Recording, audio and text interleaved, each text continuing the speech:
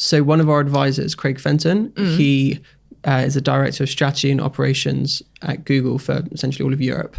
And I remember he hosted a 4-day strategy session just for me and the plans for WOW. Yeah, I think at that specific time. Yeah, so he's our advisor, so he helps. That's insane. He's awesome. Yeah. He's awesome. So I went to Google, we had the whole, session, and the question he asked me was just, it's such a simple question, but it takes a certain person to ask it and then for you to actually feel it and think about it. At the time, I think we just reached $5,000 a month in revenue. That was big. Yeah. Big deal. Yeah. Serious deal. This is turning into a business. And he was like, how do we 10x this? Yeah. And I was like, Craig, come on, chill. Like, what's going on? No, but it's the right question. And he was like, how do we make it $50,000 a month? And, obviously, yeah, easy question to ask, very difficult question to answer. And I had a call with him recently when we just crossed, the $80,000 mark. And he was like, look, just don't forget, we did that. No problem. How do we 10x? And again, and it makes you think in a different way. So bringing it back to what you're saying about personal branding, I had a chat with, the team at WOW who run my personal brand. And I wanted to try to take a bit of Craig Fenton into that. So say, what needs to be true? We're on, 20,000 followers right now. What would need to be true for us to be on 100,000 followers within, 6 months or within a year? But those are the tweaks on that question that turn it from a like, shut up, 10x, go away, to a, what would need to be true, or what's stopping me? What are the barriers in my way? Those like little questions that break down that task. And for me, like recently especially, I've become really obsessed with documents. So I've really taken the like Amazon Kool-Aid where you write the one pager before every meeting.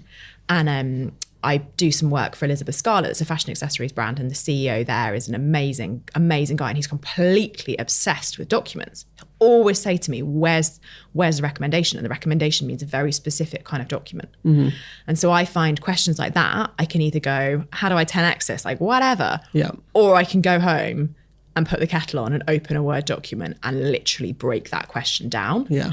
And that to your question of what is my job, right now, my job is to produce a load of documents that unpack big questions and reduce them into like strategic business decisions. Yeah, I think it's such a good framework to go off. Yeah. Because as you said, what would need to be true, or why can't we, or what would need to be true? And then from there, it becomes really clear because you say, well, you need loads more engagement. Okay, great. So what content works really well and gets that engagement? How can we do more of that without compromising the personal brand equity, right? Yeah. We don't want to chase likes for the sake of it, followers for the sake of it. That's not what we do. It becomes, we need more written content. Great. How do we do more? Well, we don't have enough capacity to do that. Great. Does that mean we need to hire someone? Are they part-time? Are they full-time? We need more mainstream exposure.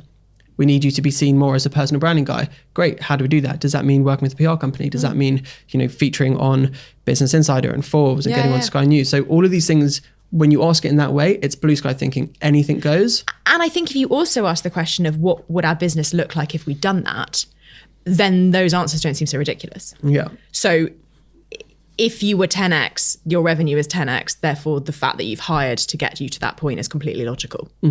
So it's just about thinking about these things as holistic riddles. But yeah, I think it's about being asked the right question by the right person and having, it actually comes right back to what we were saying about seeing feedback in the right way, like accepting that feedback and really hearing it and not seeing that as a flippant remark, but taking that as like genuinely the piece of advice that might unlock astronomical growth. Yeah. I like that part of what would the business look like if this were to go well. And I just think of the two examples. One is, okay, we want to start a podcast. How can we start a podcast? Or we can bootstrap it. We can record it on a phone.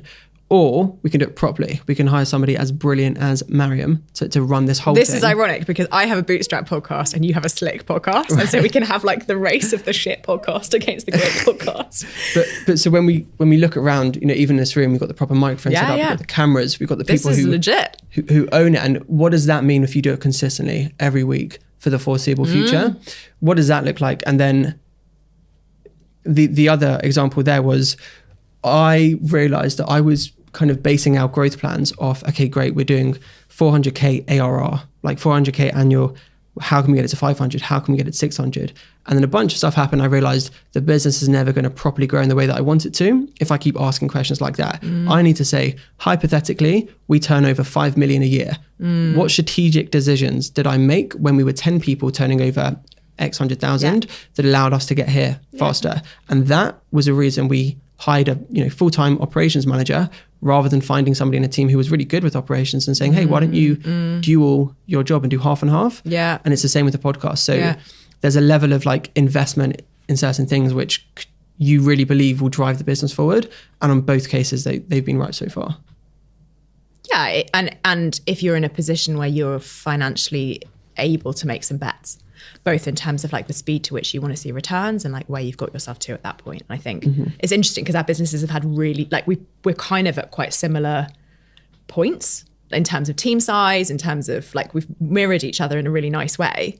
And we're both now at a position where we're going like, yeah, let's make some big bets. Like let's do a couple of things really, really well. You seem to be slightly clearer on this than I am, but it's definitely a work in progress. We're getting there. Exactly.